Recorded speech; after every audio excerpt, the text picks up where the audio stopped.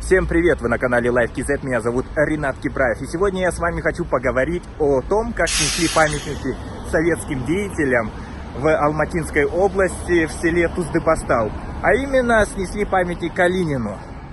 Но я хочу поговорить не о том, как эту груду камней разнесли, а о том, что является реальной декоммунизацией, десоветизацией в Казахстане. Что должно на самом деле наше общество сделать для того, чтобы покончить с коммунистическим прошлым.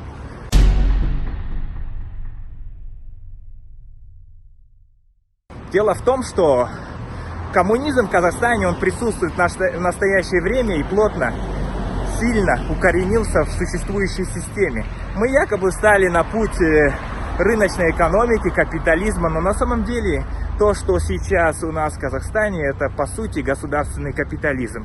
И он только в некоторых деталях отличается от того, что было в Советском Союзе.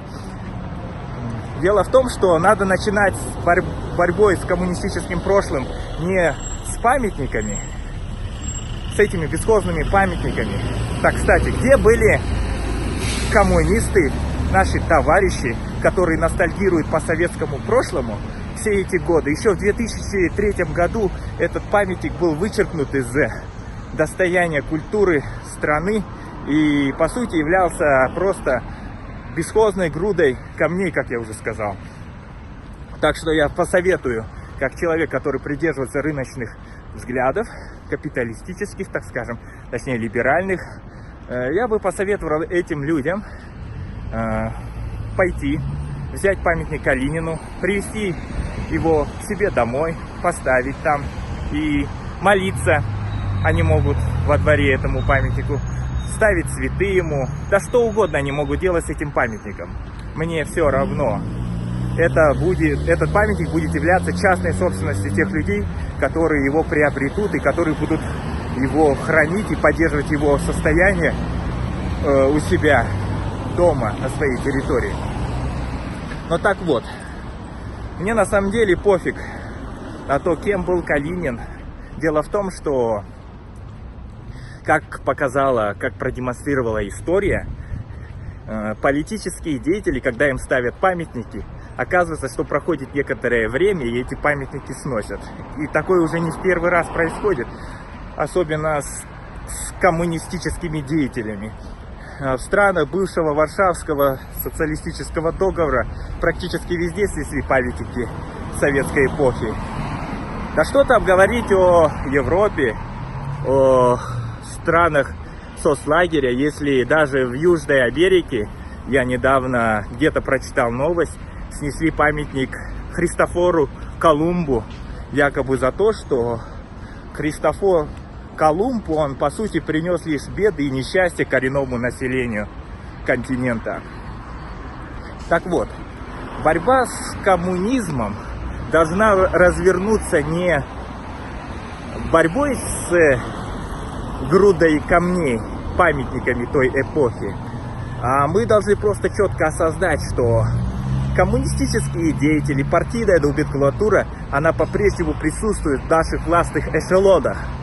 Эти политики, которые вчера были членами КПСС, которые вчера штудировали в университетах марксистскую теорию плановой экономики, сегодня занимают у нас в государстве высшие должностные чины и рассуждают о рыночной экономике.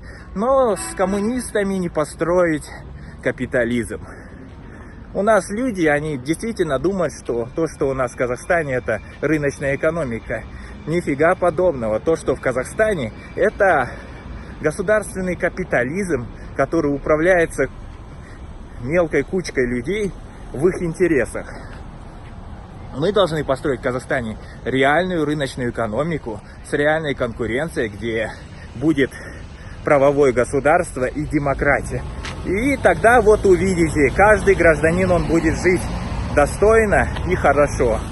Те люди, которые этого действительно заслуживают, они своим трудом смогут достичь успехов в стране, где есть демократия и настоящая реальная рыночная экономика, а не то, что в Казахстане, где, по сути, бывшая партийная номенклатура в 1991 году узурпировала власть в Казахстане.